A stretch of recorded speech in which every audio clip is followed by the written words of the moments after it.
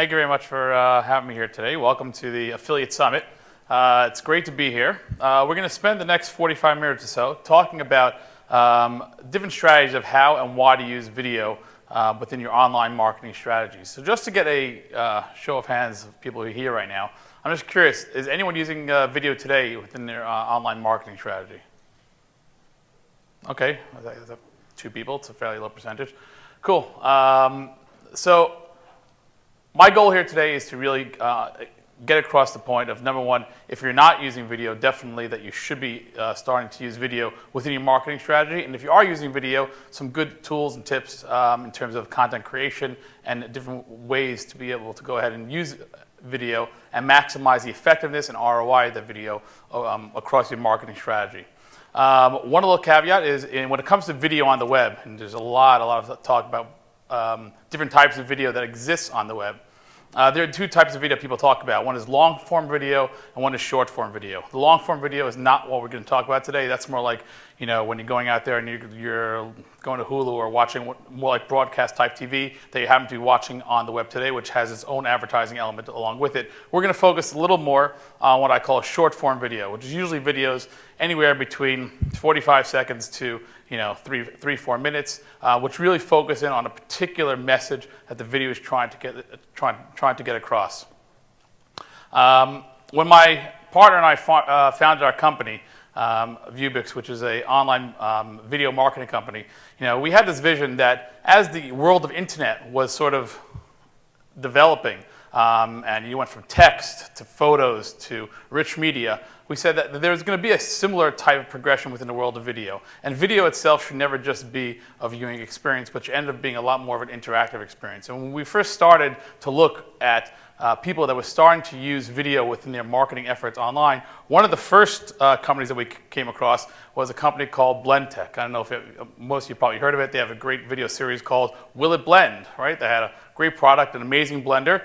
They wanted to get the message out there that their blender was strong, it was durable, you'd be able to use it for anything. Obviously, there are a lot of products like that in the market, and they were trying to develop a way to get their message across in a unique way that would also have people share it with their friends. People would see it and say, you got to see this video, you got to see this product, you got to understand who these people are and what they're doing.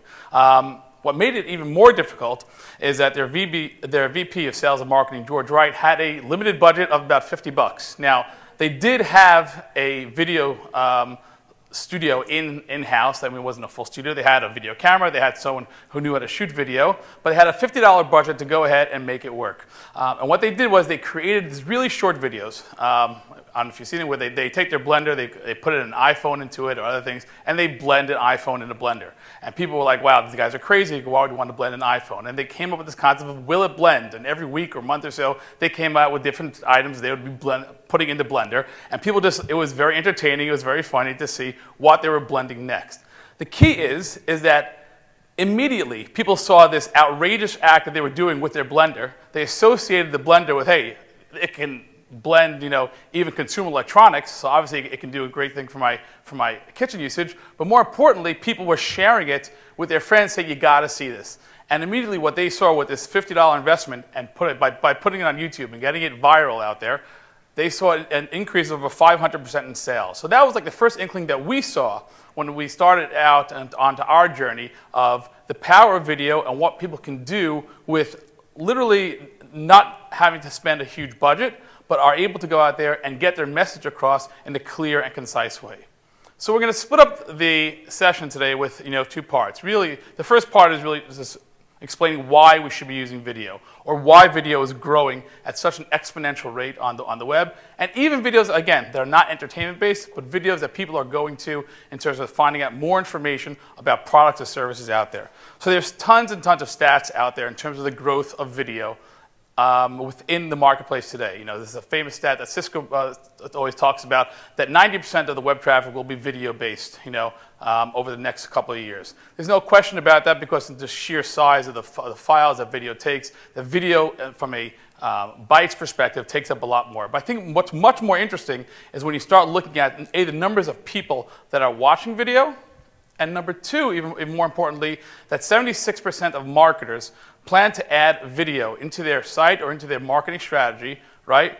Even at a higher priority than what they're doing with Facebook or Twitter today. As big as Facebook and Twitter are, the impact that marketers understand that you get out of video today is greater than those two things. The reason for it is that if you look at what people are doing today on the web, what actions? We all go to the web to do various actions. We use it for work, we use it for pleasure, we use it for school, we use it for anything that we're trying to figure out today, we go to the web for, right? And if you try to rank our activities that we're doing on the web, so people are spending time on Twitter, they're looking at blogs, people are playing games. But the number one time consumption that's spent on the web today is watching video and sharing videos online. It's the number one time consumption on the web today, which goes ahead and proves the point that if we're using video, right, if you're out there trying to promote yourself, you're trying to sell a product or a service, you're trying to connect with a virtual world out there, video is a very real and very effective way to go ahead and do it, because not only are people willing to do it, but it's actually becoming the number one preference that people want to do when they come to a website is watching that video. To even underscore the point even more, we all know the number one search engine on the web is Google. What most people don't know is that the number two search engine on the web is YouTube, right? The second most popular place people are going and entering search terms today is on YouTube, which means that when they're looking for products, when they're looking for validation of products, if I'm in the market to go out and buy a particular product, not only will I go on Google and do a search on it, I'm going to go on YouTube, find other people that are using it, seeing it in live action, seeing it in use, trying to get a sense of what the product looks and feels like. So YouTube is becoming that number two search engine, and we talk about the all-important search, especially in a conference like this, but what people are doing in order to find the elements that they're using to make their buying decisions. YouTube is the number two search engine out there, which again underscores this basic fact that video on the web is not only a tool to be used for viewing, it's not only a tool to be used for entertainment, but it's a tool that people are using today to go ahead and market themselves, whether it's with a how-to video, or we'll talk about a little later all the different types of videos that people are creating. But the important fact is that YouTube is probably the number one source for people going out there and finding out more about who you are. But who's watching video? We all are dealing with different types of product and services that we have out there, and you do have to make sure that your target audience, the people that you're going after to go ahead and you want to attract, whether they're for leads, whether they're for sales, you definitely have to create different types of videos for different types of people. But everyone out there is watching videos, and more importantly, a lot of those videos are being watched on video sharing sites. So sites like YouTube, like Vimeo, other sites like that. More importantly, a lot of people are watching video on Facebook, and we'll get to that in a second. That's a really important point. But in terms of going out there and trying to see, there's a gender gap and there's an age gap. So there are differences you'll get, in terms of the numbers and percentages of people that are watching video. Lots of them, by age. But for the most part, you're getting at least 50% of the overall population that's out there and willing and wants to watch video out there on the web.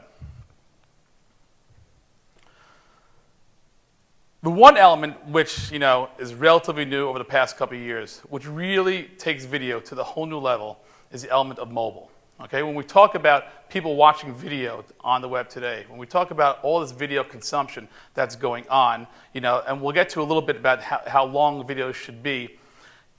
What data is telling us today is that when people are watching videos on their mobile devices or tablet devices, right, they're 3 times as likely to view a video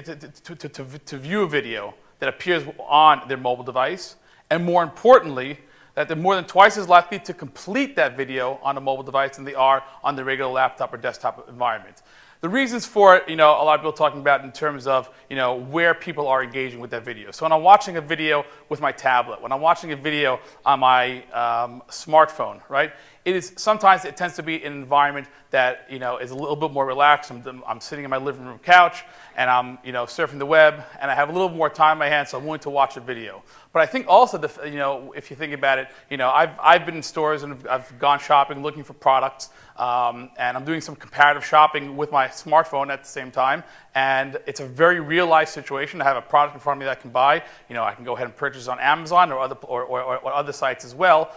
I want to go ahead and find out everything I can. So at that point of sale almost, I have this tool in my hand. I have this smartphone. I have my tablet device that I can go ahead and watch that video. So the mobile world has really, exploded the entire world of video and combining it really strongly with the classic e-commerce world that we have today, the classic lead generation world we have today. And by utilizing video, people are more apt to go ahead and watch the entire length and actually take actions after that.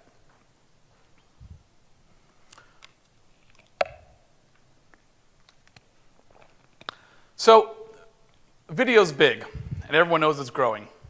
The biggest question we get it from our clients, we get it from people that we're talking about is, does video help? I know people are watching video.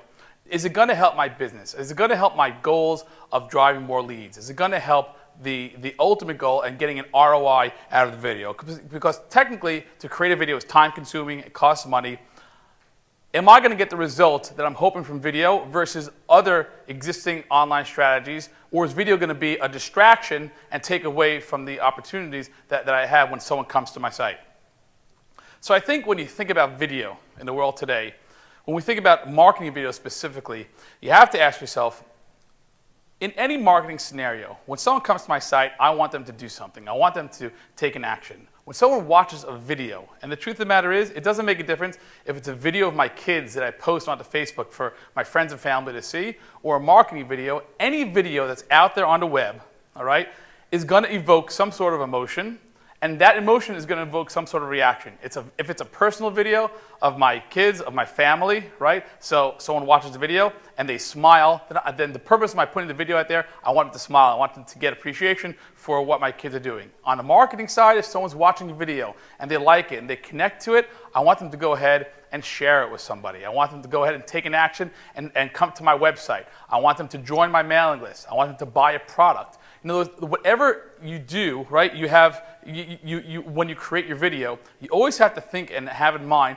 what is the desired reaction? What is the desired emotion that you want to get out of it also? And depending on the types of videos, and we'll talk about that as well, you'll actually be able to go ahead and direct the viewer to take the action that you want them to do out of the video. So when we talk about actions, what we said before, when someone's watching my video, the number one things that people are doing today, when someone watches a video that they like, is that they're sharing it. I think we've all done it. Facebook is probably the number one place where people share videos that they've seen, right? And I'm sharing it within my social network, right? The number two place that people do is they get it out into emails. Whether I'm doing it from a marketing standpoint and I'm sending out email marketing and including an embedded link in there, right? Or I just happen to come across a great video that I see. I know other people interested in the same area that I viewed this video in, and I send that to my friends. But sharing that video is so critical because the more views ultimately that I'm getting on that video, right, the more penetration I'm getting out there, the more viral the video gets, the more people I'm attracting to my product or to my service. The third way, and which is starting to grow, right, and I think as Twitter keeps on developing, is Twitter. Right? But ultimately, the top two ways that people are sharing video today is really on Facebook and on email marketing campaigns. And the question of whether it really has an effect is absolutely, and there's no question, that when somebody shares a video on Facebook or on a social network, number one is that the brand recall goes up by 7%, right? And their enjoyment rate goes up by 14%. Now, it actually makes sense because if I'm going ahead and I'm watching a video and I like what I see, I like the product, and I share it, and suddenly my friend sees, hey, you know what? My friend just showed me this great video. I get instant validation, right? Lots of times when people are making decisions of what to do, or what to buy, what to purchase out there, they're looking for that external third-party validation. When that video gets shared within the social networks, right? When someone emails me a video, that already is like, lowering the bar in terms of accepting what the content is of the video, by a tremendous amount. So much so that if I go ahead and share a video about a particular product that I've bought and my friends watch it, then their purchase intent goes up by 97% because you've already done what most people are doing today when they're trying to sell a product online, right? It's almost like giving a review of your own, right? I'm going there, I'm endorsing this video, I'm endorsing what I see here, and I'm endorsing that product, check it out. And then people are more likely to go ahead and watch it, and by virtue of that fact, they're more likely to go ahead and to make a purchase or to at least generate a lead. Videos and emails work amazingly. We actually, within our company, one of the first products that we've integrated into our platform were all the email marketing platforms. It was one of the first requests that we got from a lot of affiliate marketers, and we got from a lot of our clients saying, you know what, video is that one spot where I can go ahead and I would love to be able to have people join my mailing lists, right? And when I go ahead and send out emails, right, and I've seen it, when you send out an email with a video link in it, right? So lots of people get very creative. They'll send out an email with what looks like a video player in it, and what people will click play, and we'll bring them over to a video player there.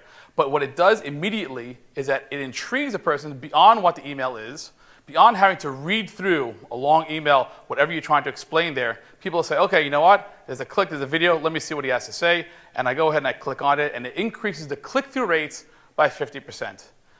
Just by putting the video link in there, just by taking away the boundary of having to read something online, as sad as it may sound, people are getting more and more lazy out there. The less text, the more visual aids that we can provide people out there in terms of relaying the same information and getting them away from a textual-based thing into a more interactive type of video experience will have a direct impact in terms of the click-throughs, in terms of email campaigns that we're running, and ultimately the leads that we're generating.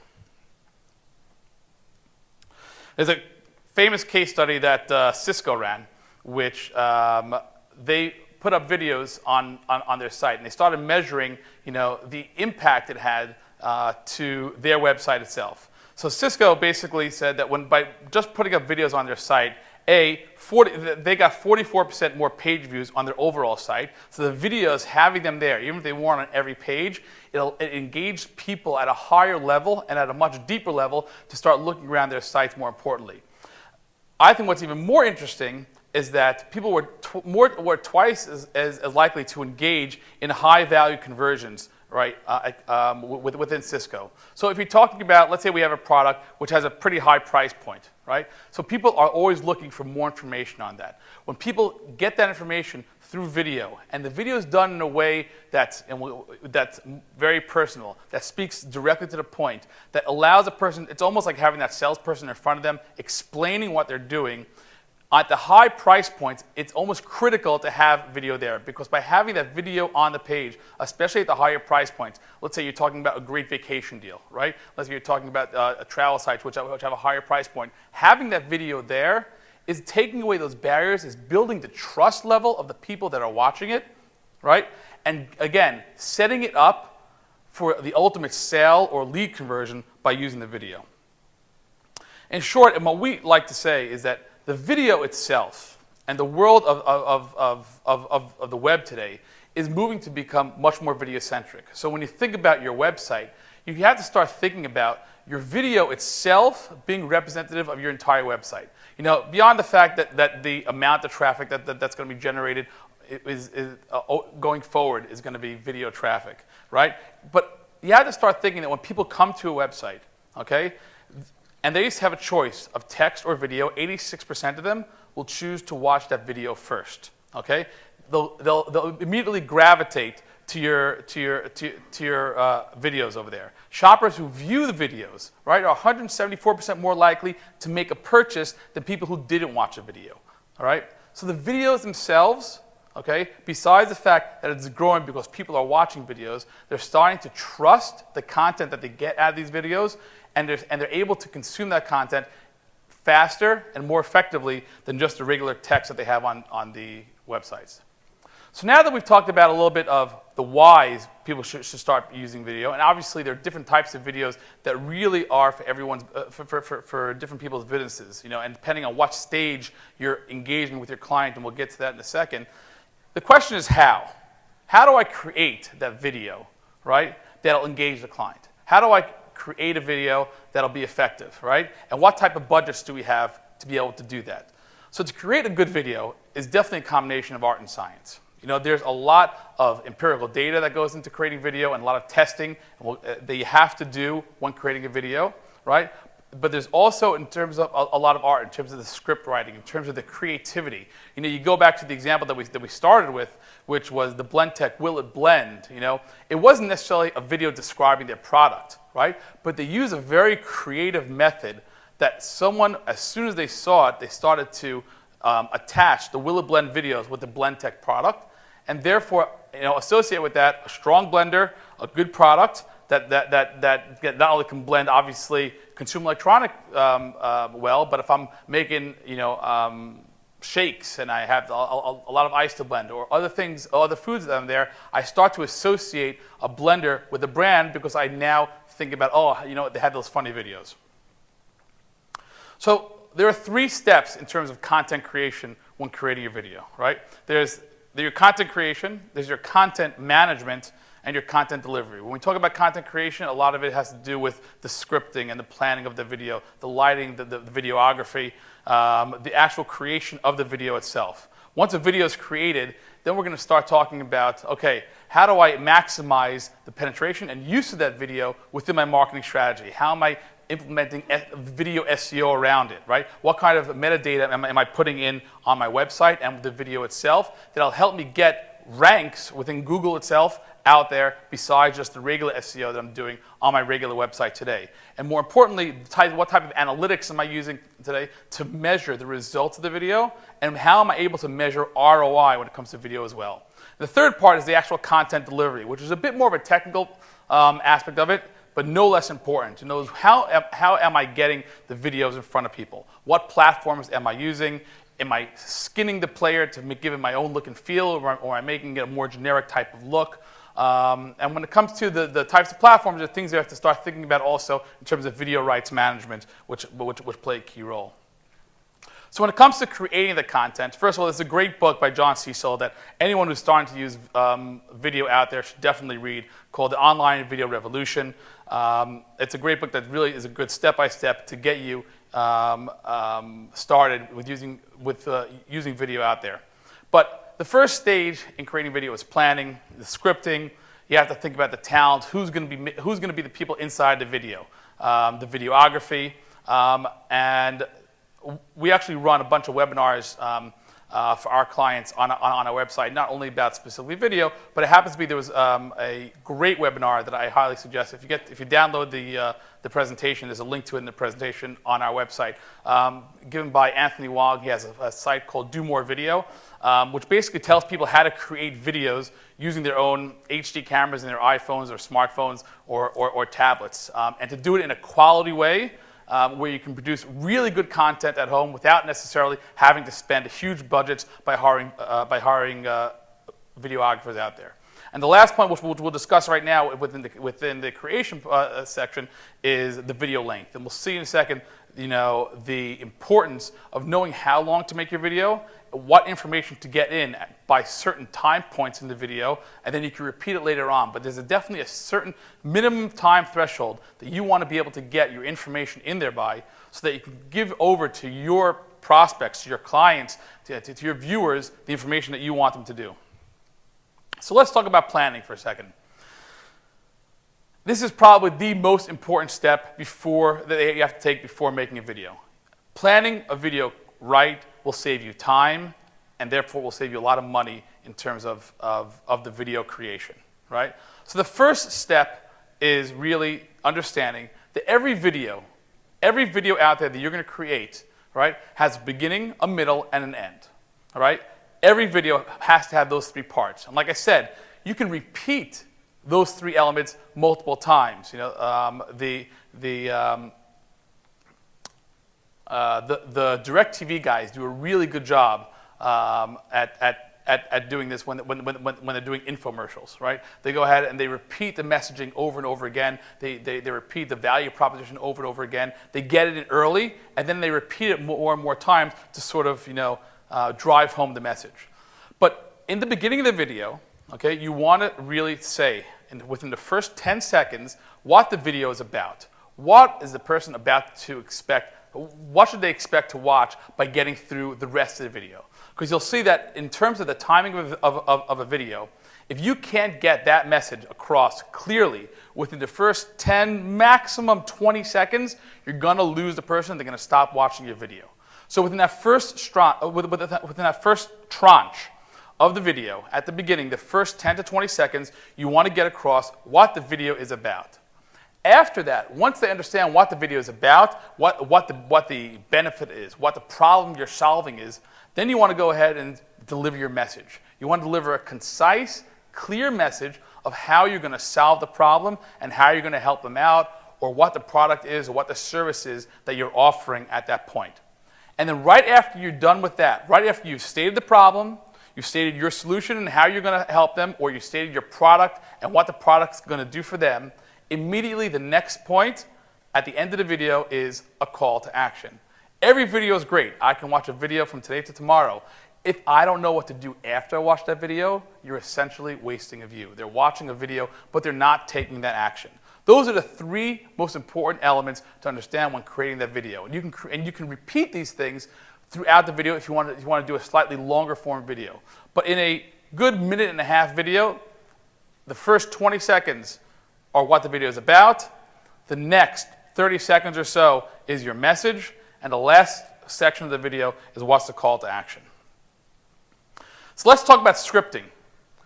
When you're scripting your video, you really have to understand at what point in the sales process people are going to be watching these videos. And you may create multiple videos. You may create a series of videos, a whole channel, right? But you have to understand when people are going to watch the video, when people are going to interact and come into contact with that video, you have to know at what point in the sales process they're at. And therefore, you have to know whether you're going to script for a more informational type video, a sales video, a training video, and that'll also have an impact on the tone that you're taking as well. If you're trying to really do some awareness and you want people to get to know you, you may want to do something that's more advertising based, almost like a comical thing that they'll start to associate. They'll remember what you're saying, and they'll associate your product with the video, and they'll remember what you had to say.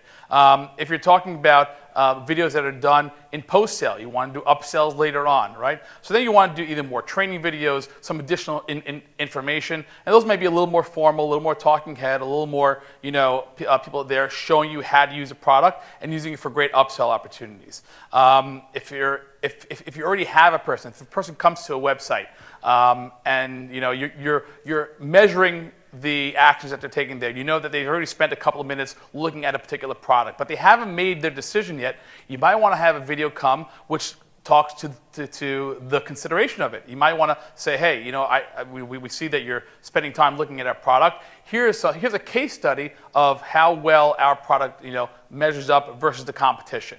Right? Different videos are definitely meant for different points of the sales process, and the messaging and the tone and type of scripting that you'll do will depend on what point in the sales process you're in terms of creating that video.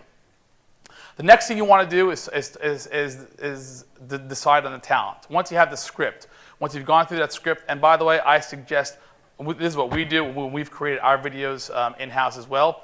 I always show the script to somebody outside my company. I always show the script to somebody who I would consider a prospective client or prospect of mine. Have them read it over. If they don't understand what you're getting across in that script, then the script is not good. So you want to make sure to test, do real testing across a bunch of people to make sure that the message is getting across. I know we always fall into the element that when you're wrapped up in your business and you know what you're doing, we all talk about a certain way about how things get done. But that's because we all understand what each of us do in our own businesses. But when you want someone else to understand, there's no better test than have someone else look at it who has no clue what you're doing to try to get a sense of whether your message is getting across. Once that script is done, you want to start to understand, okay, what type of talent? Who's going to be the person that's going to represent my product? Who's going to be the person that's going to deliver my message to my customers the best way? Should it be someone in the company? The founder of the company may not always be the best person to do it. male versus female. The dress code should be more casual, more business. Obviously, different products will speak to different ways of going ahead and of doing this. But ultimately, these are the things that we're testing, right? You may want to do 2 or 3 different voiceovers in the video, male versus female. Do some short, testing within a local community and see what happens. But you must do these types of testing because that's the only way you can do it and refine it and get it right. The videography. This goes back to what I said before in terms of what Anthony Wong has in terms where he said that you can make your own videos at home. The truth is nowadays with the HD cameras you could make high quality videos, but you have to make sure you always want to light it, you always want to mic it, and you always want to stabilize it. As steady as someone's hand may be, if you're taking a video holding a camera with your own hand, it's not going to look professional. It's not going to come across as a credible product. You want to make sure that you light it right, that people can hear you when you're saying. You want to use a good mic, right? And you want to stabilize it.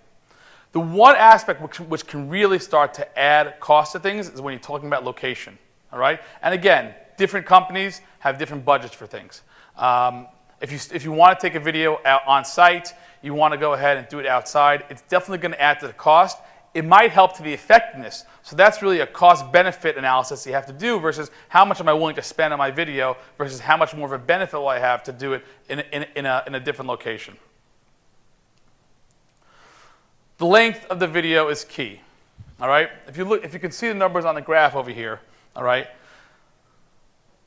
The sweet spot is really like 1 minute and 30 seconds. And what's interesting is that videos that are longer or videos that are shorter have a real impact in terms of the completion rates of people watching the videos, right? So remember we said we had those 3 parts, the beginning, the middle, and the end, right? You'll get most of the people to watch the first 10 seconds of any video, right? The first couple of seconds. People today will click play and they'll watch anything, right? But we're smart. And if something's not interesting us, if something's not piquing my interest within the first 10, 20 seconds even, right? You're going to see a significant drop-off. Today, people will tend to drop off within the first 10 to 20 seconds. You'll have, probably 40% of your people dropping off. The sweet spot, if you see a video that's 1 minute and 30 seconds, you'll get most of the people, a little more than half through halfway, and the highest completion rate, right? 33% of the people will complete that video to the end. And I think that a lot of the reasoning behind this is, first of all, when you're watching a video, if a video is too short, then I can tell immediately that I'm not going to have ever enough information to make it worthwhile to finish to the end. If I see that a video is 10 minutes, I may not have the patience to watch the video to the end, right? But if I see a video is 1 minute 30 seconds or 2 minutes, that's like a really good time frame where I'll say, okay, I want to spend 1 minute 30 seconds on it. As long as they keep me interested, I'll stay with it. And that's why you get the highest completion rates within that time frame out there. Jim Cockrell, who's no stranger to Affiliate Summit over here, gave a great webinar on our site as well in terms of video creation. He also has a great company which helps people create very, very effective videos out there on the web. He summarized the content creation by saying, keep it under 2 minutes. That's what we were saying before. You got to keep the video short, but to the point.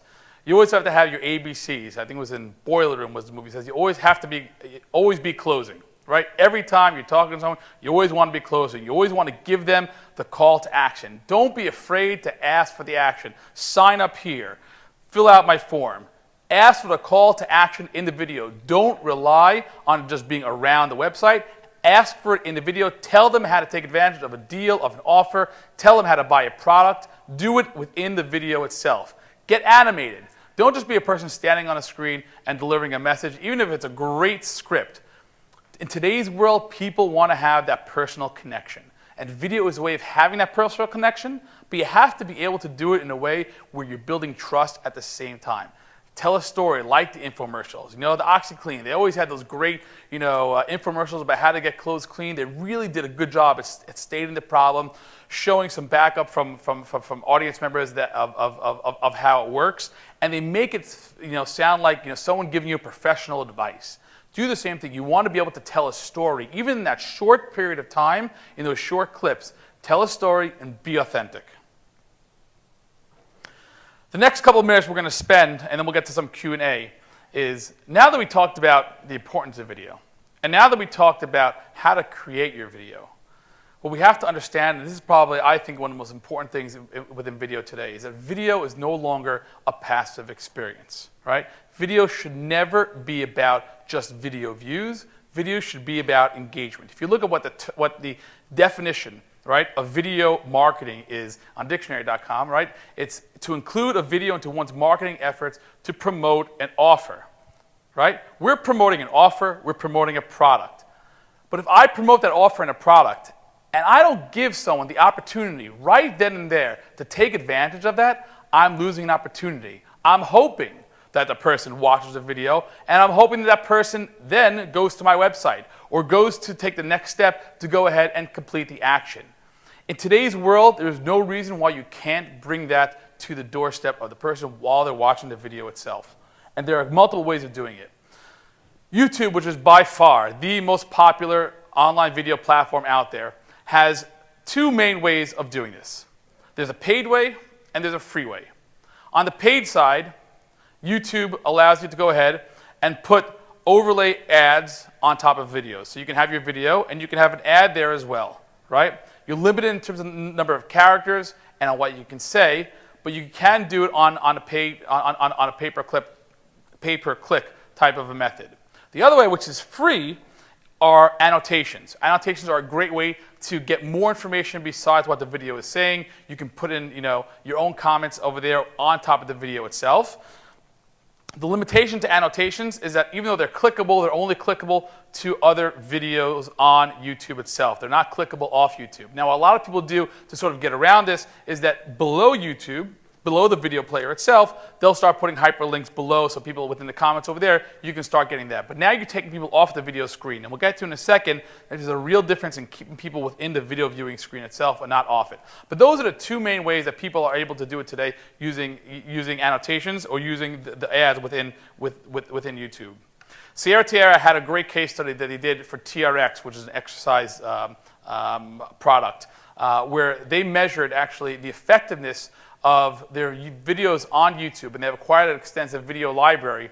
Their videos on YouTube by putting the overlay ads over there, plus on their own YouTube channel, they had calls to action around the video itself. And what they found was when you combine content with calls to action, they literally decreased their CPA by 65%, right? You're getting much more higher quality leads. People are there, they're seeing the product, they like what they have, and at that point, you're able to go ahead and allow them to convert the clients right there. And it has a direct impact, and talking about looking at the ROI, a direct impact into the conversion. What we do at Viewbix, and this is sort of like the next gen of online videos, we look at that your video player is literally your website. Anything that you would be doing within your video itself, within your website itself, any tools that you're using on your website to help drive leads, to help drive sales, there's no reason why you can't take those same tools and put it into your video player and share it anywhere. So whether it's a call to action, right? Whether it's an email capture app, whether it's I'm sharing anywhere, I have the ability now to take all those elements that I would use on my website, anything that I'm doing today to help promote a sale, put it inside my player, inside the viewing area itself, and share it anywhere on the web, whether it's Facebook, whether it's Twitter. People can share it onto blogs. People can share it onto their own websites. They can email it out to their friends. But it's no longer just a video view. You're sharing the view with the calls to action along with it. Between this and what YouTube is doing, and there are a bunch of other solutions out there that you can do that are a little more custom-built solutions, the point is that you're adding the ability to take an action while someone's watching the video. And this applies across tons and tons of business verticals. In the travel space, it's a no-brainer. We can think of many examples. Entertainment, real estate is a great example. Consumer products is a great example. We actually have a client of ours that went ahead and actually ran a test. People say, what's the advantage of me putting calls to action on my videos on my website when they're already there? I already have some buttons and calls to action and information. So we actually decided to go out there and run a test with one of our clients where they actually put just a video, their regular old player, on a website with a call to action below where they were. They actually had a call to action below and a call to action above. And then they went ahead and took our player with a call to action embedded inside the video viewing space. And they had a 300% lift in terms of the people who clicked on that call to action when it was inside the video player viewing space rather than being somewhere on the page. So there's definitely impact of having the calls to action, of having the engagement inside the video player itself rather than just somewhere else on the page. We ran a survey in 2012 of our SMBs that are using us today within their video strategy, and we had some really interesting data. So the question is, do calls to action on videos really work? Well, I mean, I think I wouldn't be standing here if they didn't. The answer is absolutely, all right? When you put a call to action into a video, we're seeing rates of greater than 11.5% of people clicking on the call to action. Even more so, that's even just on a call to action that says buy now. But on the other things that we offer, right? So you can have people fill out a form. You can have people view photos. They can view your RSS, your blog feeds while they're watching a video. You can have your Twitter feed inside this. So while someone's watching a video, they can see the latest and greatest information coming across, within the video viewing screen itself. All those other elements, or what we call engagements, we're seeing greater than 22% of engagement rate inside the video. So while someone's watching the video, you're getting almost a quarter of the people having a deeper engagement while they're watching it. It's no longer just a viewing experience. It is an experience where people can go ahead and interact and do the same things they would normally do on the website. They can now do it off the website and have the same type of interactions. Is web better than social? Well, what we found is that when people share a video on social networks, the engagement rates that we were seeing normally of 22%, they go up to 46%. Again, this goes back to what we said before about sharing it. Sharing it on social networks works. You're building that trust factor. I'm seeing it from someone who I trust. Therefore, not only are they viewing it, but people are viewing it more. They're getting deeper engaged. They're clicking on the calls to action more as well. Web versus mobile. This one gets a little bit mixed results, but there's a reason for the mixed results. When I watch a video on mobile versus web, so when we talk about this 22% engagement number, that's on the classic website, right? When I do it in the mobile environment, so what we're seeing is that on iPhones, this is very much just specific to iPhones, the engagement rates drop to about 17%. Okay? The reason for it is that when you watch a video on an iPhone, you have to know that the way Apple sets up the iPhone is that any video that you watch has to go through the generic player that Apple provides you. And it takes up the entire screen. So any interactivity that you had with there goes away while someone's watching that video. So you have to keep it in mind in terms of your mobile strategy as well. People are watching more videos, but if you're adding interactive elements while someone's watching a video on an iPhone, you lose that ability for any other navigation besides watching that video. That's not the case with Android, and it's definitely not the case with the tablets, and that includes even the iPads.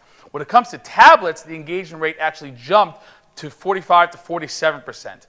And we attribute that, A, to the fact of the environment of the larger screen, the fact that you have all the interactivity there, and we also think that a lot of the touch factor has a lot to do with it. I think that people are more apt to click on something and to interact with something when it comes to the touch environment than it is when it is with a regular click environment in the PC world. And one of the things that we are looking forward to is that as the PC world starts to get a lot more touch friendly as well, Windows 8 and all these things with the touch factor, the opportunity for engagement at the point that someone's watching a video will continue to grow with that as well.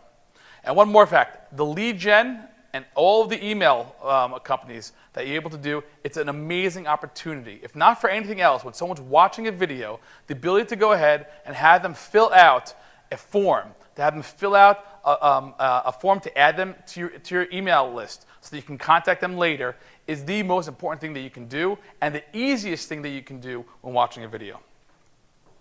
Let's talk about 3 more topics, and then we'll have some time for Q&A. One, quickly, is choosing the right OVP. Which company are you going to use to host and stream your video? So the most common one that everyone knows about today is YouTube. It's free. It's the #2 search engine on the web. And it's one that everyone should be putting their videos out on. Within YouTube itself, you have a lot of opportunity when you upload those videos to do similar types of things you would do with a normal search. You can put in keyword search, you can tag the videos, and you should definitely be doing that so that when people are going on YouTube and they're doing a search for topics that you know that are related to you, your videos will come up. They'll come up in the related videos next as well. The one thing you have to consider there are the rights and security of videos on YouTube. You have to realize when you post a video to YouTube, anyone can take that player and embed it unless you specifically choose to not make it an embeddable player. But then on the other hand, you're limiting the access and the virility of it because they can't go ahead and share that necessarily with their friends unless you're watching on YouTube. The other common OVPs out there, which people are using today, are Vimeo, Uyala, Brightcove, Kaltura. Some of them differ in terms of pricing, in terms of price points and features, but they're all excellent, excellent platforms that you can be using to host and stream your video. I mentioned before there's some great video companies out there that can help you create video. Jim Cookrell's company, Funnervids, is a great video. It's for custom video creation, it has a great price point. I think they advertise on a site that starts for like $9.99. But it's more of the animated type of videos. I'm sure you've seen it where people are drawing, the message across, on the screen and delivering the message both in terms of a voiceover and in terms of an animated type of a presentation. There are companies called Go Animate, Rapid Fire, Animoto. Some of them deal with like taking still shots and making them into action movies. Other ones are just, that will help you create more of your custom type of video. Again, you don't have to use any of these companies. You can definitely do it on your own. There are some great videos out there, especially when it comes to the informational side of things, where it's someone in the company doing a very personal type of a pitch on, you just using a good camera, mic, and lighting can do a great video. But these are great examples of companies that you can go to help you create some good quality content if you want to, if you have the budget for it. Video SEO. We have to talk about this. Video SEO is extremely important, okay? It doesn't replace your SEO, but it is working in conjunction with your SEO, right? Even today, when you do a search on Google, not on YouTube, on regular Google, okay? Google will give, I believe, 30% of the search results, if they're available, will be video search results. And you'll see a little bit of a thumbnail there, and it'll be that little snippet. You can see over here, we have a client that rents cabins in Helen, Georgia. When you type in, Helen, Georgia cabin rentals, when you type in, vacation spots in Helen, Georgia, he gets now his video results within it as well. We also, because we are cataloging everyone's video views, we also SEO all the videos that we're doing for people, and therefore it's coming up in the SEO results as well. But the most important thing is that you have to do it, and you have to create what's called a video sitemap. All right? It's not that hard to do. Some companies will give it to you as part of their offering when you're hosting and streaming the videos. We give it to our clients as a premium feature as well. But it's a video sitemap that works in conjunction with your current SEO. And it is crucial for ranking. It is crucial for your videos showing up in Google search results itself. At minimum, okay, and there are about 15 different parameters that you can put in to your video sitemap. But at minimum, you need your video title, your video description, the page where the video is being hosted on, the thumbnail of the video, and the location of the raw video file. Those are the most basic elements which need to be in your video SEO map that you have on your site. There are about 15 more. There's a link in the presentation as well that you can learn more about how to build a video sitemap, but it is crucial. Otherwise, you're creating a video, and it's not going to get the right SEO rankings, and it's not going to show up when people are searching for the product or services that you're looking to offer. In summation, and then we'll have some time for questions if you have, video is huge. Everyone should be using video out there, and really, I don't think it makes a difference the type of product or service that you have. The message that you can deliver through video is much more powerful than any other way on the web, all right? 90% of shoppers found video useful in making their purchasing decisions. I think this is most telling, that people who view a video are 64% more likely to purchase that product than other people who don't use the video. Video is here, it's here to stay, it's going to continue to evolve, and it must have this element of interactivity with it. If you have any questions, I'd be happy to take it. I'm here for the next couple of days. If you want to sit down, I'd be happy to sit down and talk about your video strategy and how you're using it. Thank you very much for your time.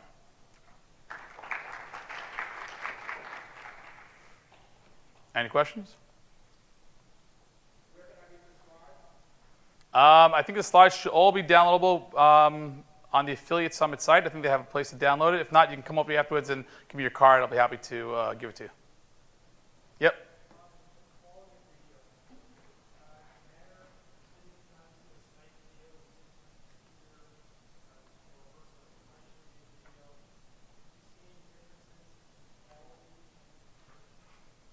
So it's a little hard to hear you, but I'll repeat the question. If I'm wrong, let me know. But when it comes to video on your website, is there a difference between professional videos and non-professional videos?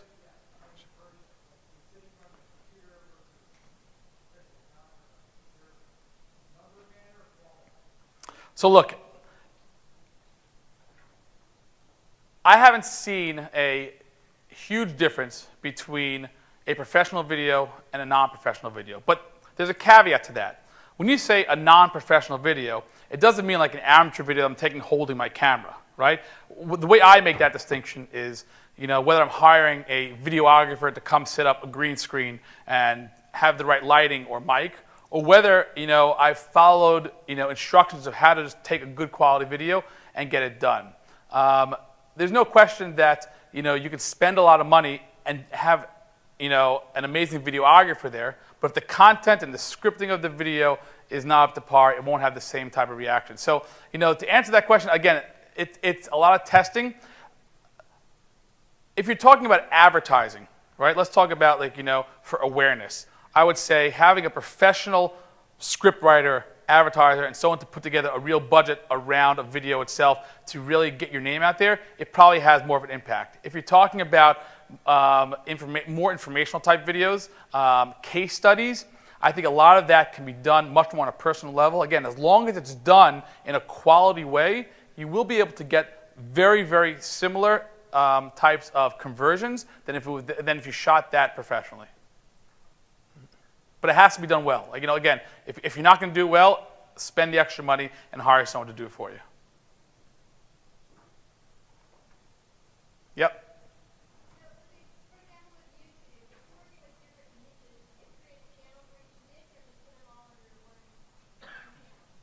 So that's a great question.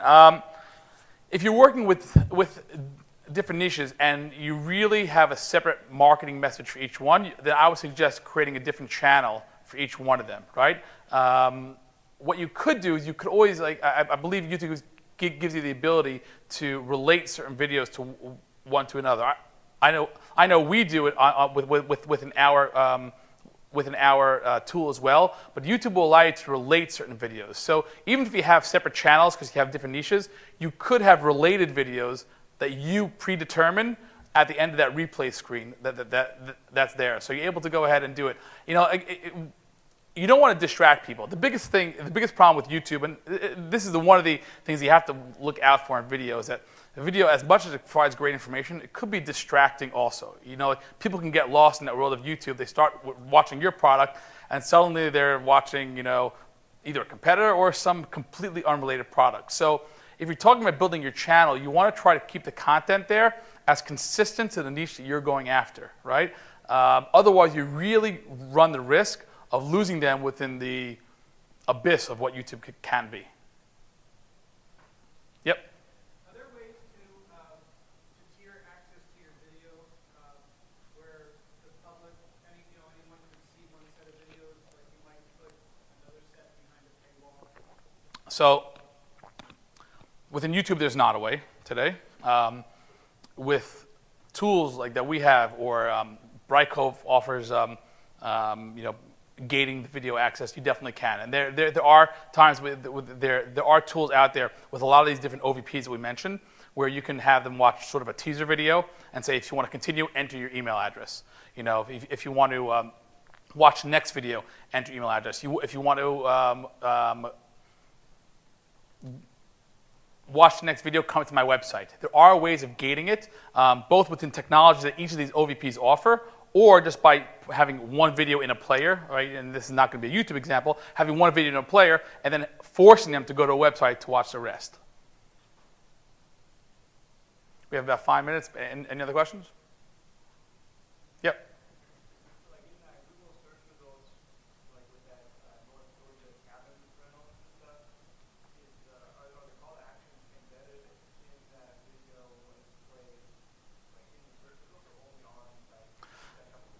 Yeah. So, and the search is when you click on the video, it'll take you to a page with the video player there with the call to actions on it.